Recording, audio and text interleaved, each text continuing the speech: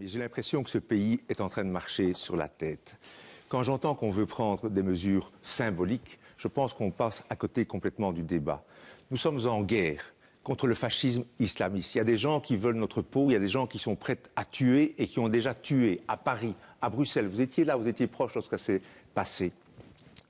Et nous sommes les recordmen en Belgique, proportionnellement à la population. Il y a sur le nombre de personnes qui partent faire le djihad. Exactement. Et sur la mesure de la déchéance de nationalité, 500, sur votre proposition de loi, c'est là que je veux vous entendre. 500 personnes sont parties. Et nous disons que ces personnes qui ont fait un choix de valeur, le djihad, le fascisme islamiste, ces personnes, lorsqu'elles partent, elles ne doivent tout simplement pas revenir parce qu'elles ont fait un choix et simplement pour protéger... Je répète votre proposition de loi, pour des faits hautement probables. Pour des faits, nous disons pas un jugement. C'est pas une condamnation. Si effectivement il y a un rapport de la sûreté de l'État qui dit que des personnes sont parties combattre, effectivement, tuer des gens, massacrer, ils ne doivent pas revenir sur base d'une décision gouvernementale.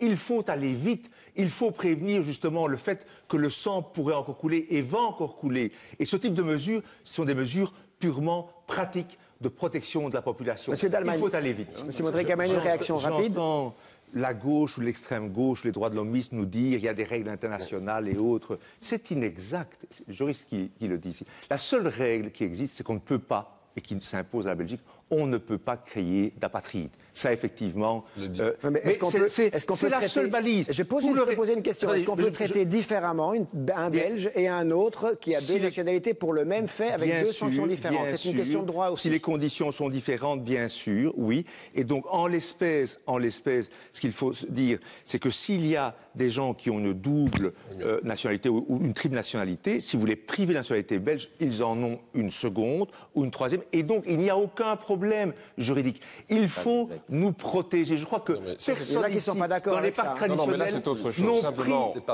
n'ont réalisé l'ampleur. Permettez-moi de terminer. Je vais vous terminer et puis après... Je voudrais simplement vous dire, la sûreté de l'État, nos services de police, qui sont déjà sous pression, on a dû faire appel à l'armée, ne sont pas capables de traiter aujourd'hui les dossiers des djihadistes qui reviennent. On ouvre à la sûreté de l'État 30 dossiers par jour et ils sont capables d'en traiter 3.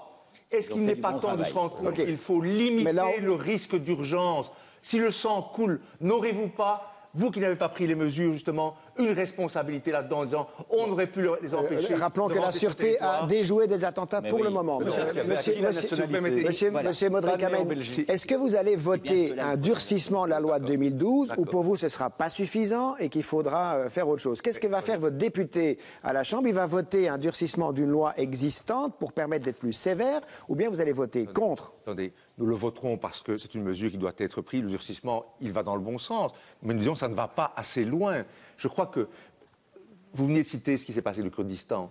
On ne prend pas la mesure de l'ampleur du phénomène. On n'est pas dans le symbolique ici. On est des gens qui tuent et qui vont revenir et qui circulent. Et c'est pas une question... Attendez. Ce n'est pas après des années, etc., un jugement qui prendra 3 ans, 5 ans, qu'on va régler le problème. Il faut le prendre maintenant. Est-ce que c'est pas vous qui voulez la mesure la plus symbolique, finalement, en disant, pour des faits hautement probables, on retire la nationalité? Est-ce que c'est pas plus symbolique? Avérés ou hautement probables, sur base d'un rapport de la sûreté. Donc vous dites vous-même que la sûreté n'a pas les moyens. Eh bien, il faut... ça, c'est une autre question. Parce qu'effectivement, il faut savoir qu'on donne moins de moyens à la sûreté en Belgique qu'on en donne, par exemple, pour le CEDLA, qui ne sert plus à rien. C'est un véritable scandale. Mais permettez-moi de revenir sur la stigmatisation, sur un point. Tous les amis musulmans que j'ai dans mon entourage... Ils vous disent quoi? Eh bien, ils réclament des mesures fortes. Nous les réclamons aussi. Non, mais ils nous disent, mais faites le ménage. Ces gens ne peuvent pas rester ici en Belgique. Mais d'abord, ces gens qui partent ne doivent pas revenir.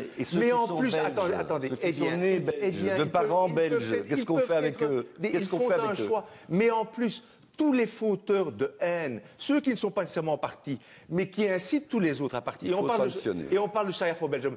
Il faut les mettre d'urgence dehors pour ne pas contaminer justement Merci, Monsieur Modric-Kameni. Les pommes pourries.